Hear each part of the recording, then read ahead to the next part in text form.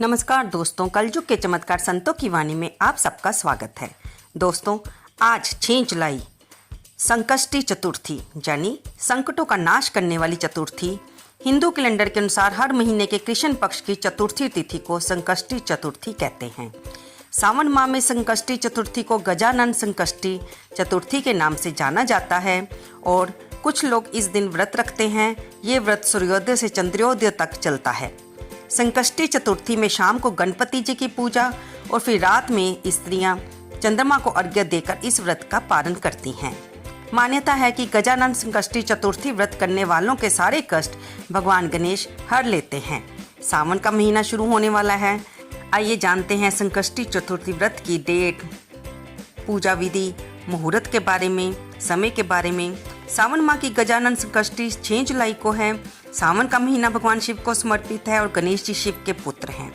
ऐसे में इस दिन व्रत पूजा करने वालों को भगवान शंकर और गौरी पुत्र गणेश दोनों का आशीर्वाद मिलेगा। पंचांग के अनुसार सावन माह के कृष्ण पक्ष की चतुर्थी तिथि 6 जुलाई गुरुवार को सुबह 6:30 से शुरू हो रही है और इसका समापन अगले दिन 7 जुलाई शुक्रवार को सुबह 3:12 पर होगा। गणेश जी की पूजा का समय सुबह 10:41 से लेकर दोपहर के 12:26 तक रहेगा और शाम को पूजा का समय रात 7:23 से लेकर रात को 8:29 तक रहेगा और चंद्रोदय का समय रात को 10:12 पर होगा। गजानन संकष्टी चतुर्थी पर पंचक भी लग रहे हैं। पंचक की शुरुआत 6 जुलाई को दोपहर 1:38 पर होगी। इसका समापन 10 जुलाई को शाम को 6:59 पर होगा। शास्त्रों के अनुसार बुद्धि के दाता गणपति की पूजा में पंचक का महत्व नहीं होता। ऐसे में व्रती शुभ मुहूर्त में उपासना कर सकते हैं। गणेश पुराण के अनुसार सभी दुखों से मुक्ति पाने के लिए संकष्टी चतुर्थी का व्रत श्रेष्ठ माना जाता है। जिस व्यक्ति पर विघ्नहर्ता की कृपा हो जाती है उसके जीवन में आ रही हर तरह की परेशानियां दूर हो जाती हैं। इस व्रत के प्रभाव से सुख और सौभाग्य में वृद्धि होती है। गणपति आपके सभी कार्यों में आ रही विघ्न बाधाएं दूर करके उन्हें सफलतापूर्वक पूर्ण करवाते हैं। दोस्तों, अगर आप ये व्रत रख रहे हैं तो आइए बताते हैं आपको इसकी पूजा विधि के बारे में। संकष्टी चतुर्थी के दिन सुबह जल्दी उठकर स्नान कर लें और चाय पीने पानी पिए बिना स्वच्छ वस्त्र धारण करके हाथ में जल लेकर गणेश जी के सामने व्रत करने का संकल्प लें। हम हर व्रत में आपको बताते हैं कि संकल्प लेना अवश्य जरूरी होता है, क्योंकि हम जिस देवता का भी व्रत रख रहे हैं, जिस मनोकामना की पूर्ति के लिए वो व्रत रख रहे हैं, उसके बारे में हमें भगवान के सामने हाथ में जल लेकर उसका संकल्प अवश्य रखना चाहिए, करना चाहिए कि हम ये व्रत किस तरह से रखेंगे, फलाहार रखेंगे या एक समय हम अन्न ग्रहण करेंगे। जैसा भी आप अपने शरीर की अवस्था के अनुसार व्रत रख सकें, उसके बारे में संकल्प अवश्य लें।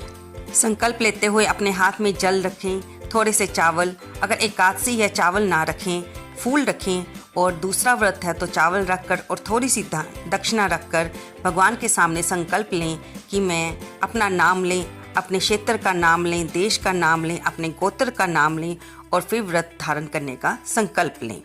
फिर पूजा स्थल पर लकड़ी की चौकी पर पीला कपड़ा बिछाकर उस पर गणेश जी की प्रतिमा स्थापित करें, उनका अभिषेक करें, चंदन लगाएं, वस्त्र अर्पित करें।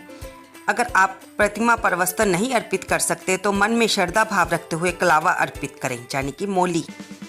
उसके बाद फल फूल 21 दूर्वा, अक्षत, धूप, दीप, गंध आदि अर्पित करें, मोदक का भोग लगाएं।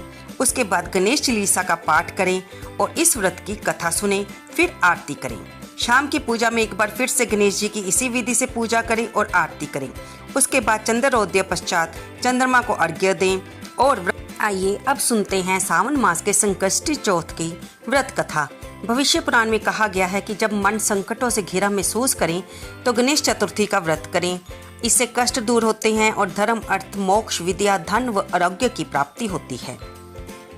ऋषिगण पूछते हैं कि हे स्कंद कुमार, दरिद्रता, शोक, कुछ आदि से विकलांग, शत्रुओं से संतप्त, राज्य से निष्कासित राज, सदैव दुखी रहने वाले, धनहीन, समस्त उपद्रवों से पीड़ित, विद्याहीन, संतानहीन, घर से निष्कासित लोगों, रोगियों एवं अपने कल्याण की कामना करने वाले लोगों को क्या उपाय करना चाहिए जिससे उनका कल्याण हो और उनके उपरोक्त कष्टों का निवारण हो।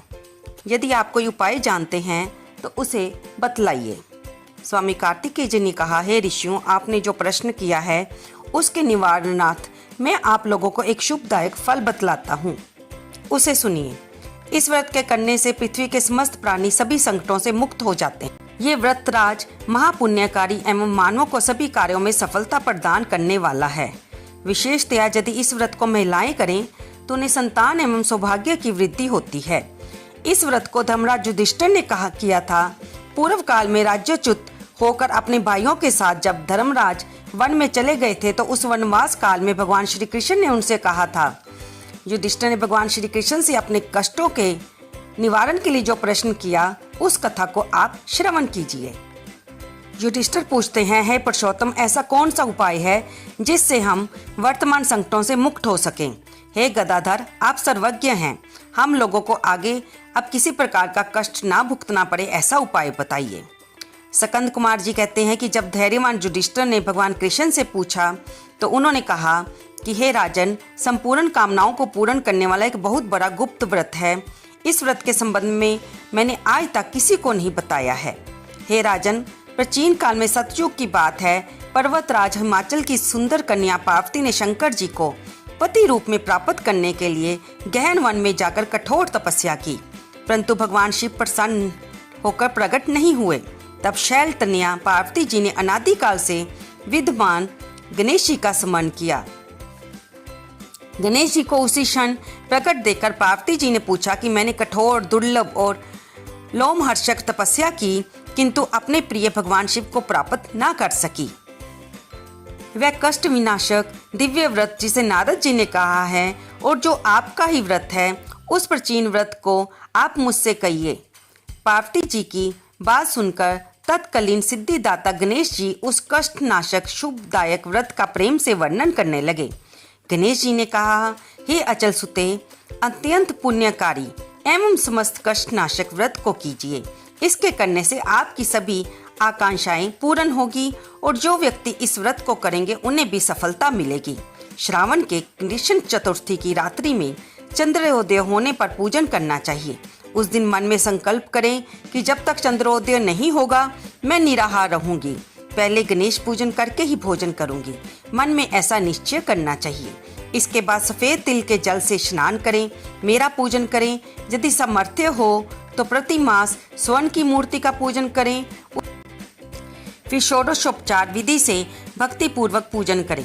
मूर्ति का ध्यान निम्न प्रकार से करें, हे लंबोदर, 4 भुजा वाले, 3 नेत्र वाले, लाल रंग वाले, हे नील वर्ण वाले, शोभा के भंडार, प्रसन्न मुख वाले गणेश जी, मैं आपका ध्यान करती हूँ या करता हूँ। हे गजानन, मैं आपका आह्वान करती हूँ। हे विघ्नराज, मैं आपको प्रणाम करती हूँ। ये आसन है। हे लंबोदर, ये आपके लिए पाद्य है। हे शंकर सुवन, ये आपके लिए अर्घ्य है। हे उमापुत्र, ये आपके स्नानार्थ जल है। हे वक्रतुंड, ये आपके लिए आचमनीय जल है। हे शूर्पकर्ण, ये आपके लिए वस्त्र हैं। हे सुशोभित, ये आपके लिए जज्जोपवीत है। हे गणेश्वर, ये आपके लिए रोली चंदन है। हे विघ्न विनाशन, ये आपके लिए फूल हैं। हे विकट, ये आपके लिए धूप बत्ती है। हे वामन, ये आपके लिए दीपक है। हे सर्वदेव, ये आपके लिए लड्डू का नैवेद्य है। हे देव, ये आपके निमित्त फल हैं। हे विघ्नहर्ता, ये आपके निमित्त मेरा प्रणाम है। प्रणाम करने के बाद क्षमा प्रार्थना करें। हे देवी, शुद्ध घी से 15 लड्डू बनाएं। सर्वप्रथम भगवान को लड्डू अर्पित करके उसमें से 5 ब्राह्मणों को दे दें। अपने सामर्थ्य के अनुसार उन्हें दक्षिणा दें। चंद्रोदय होने पर भक्ति भाव से अर्घ्य दें। तदंतर 5 लड्डू का स्वयं भी भोजन करें। फिर हे देवी, तुम सब तिथियों में सर्वोत्तम हो, गणेश जी की प्रियतमा हो। हे चतुर्थी, हमारे द्वारा प्रदत्त अर्घ्य को ग्रहण करो, तुम्हें प्रणाम है। निम्न प्रकार से चंद्रमा को अर्घ्य प्रदान करें। क्षीर सागर से उत्पन्न हे लक्ष्मी के भाई, हे निशाकर, रोहिणी सहित हे शशि, मेरे दिए हुए अर्घ्य को ग्रहण कीजिए।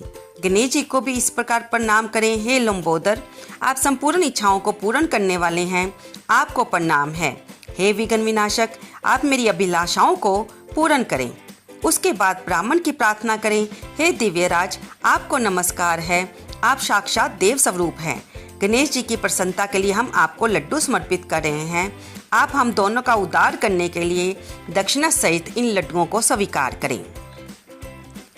कथा पढ़ने और सुनने के बाद भगवान गणेश जी की आरती कीजिए।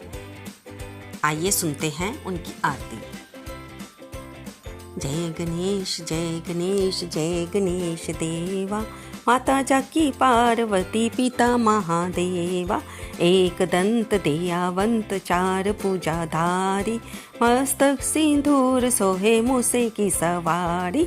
जय गणेश जय गणेश जय गणेश देवा, माता जाकी पार्वती पिता महादेवा, अंधन को आँख देत कौड़िन को काया, बांझन को पुत्र देत निर्धन को माया। जय गणेश जय गणेश जय गणेश देवा, माता जाकी पार्वती पिता महादेवा, पान चढ़े फूल चढ़े और चढ़े मेवा, लड्डुअन का भोग लगे संत करे सेवा।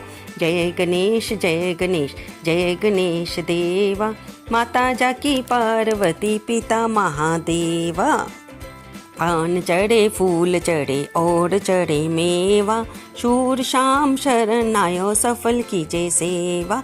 जय गणेश जय गणेश जय गणेश देवा, माता जाकी पार्वती पिता महादेवा। तो दोस्तों, आरती के बाद शाम को भगवान से अपनी व्रत में होने वाली जाने अनजाने भूल चूक से के लिए क्षमा प्रार्थना करें और उनसे अपनी मनोकामना को, जिस हेतु भी आपने जो व्रत रखा है, पूरी करने के लिए प्रार्थना कीजिए। भगवान विघ्न विनाशक आपकी सभी मनोकामनाओं की पूर्ति करें। तो इसमें आप भगवान गणेश जी की कथा को सुनकर पुण्य को प्राप्त करें। आपको ये जानकारी कैसी लगी, कृपया से लाइक करें, शेयर करें और कमेंट बॉक्स में जय गणपति भगवान लिखना तो बिल्कुल ना भूलें। धन्यवाद दोस्तों।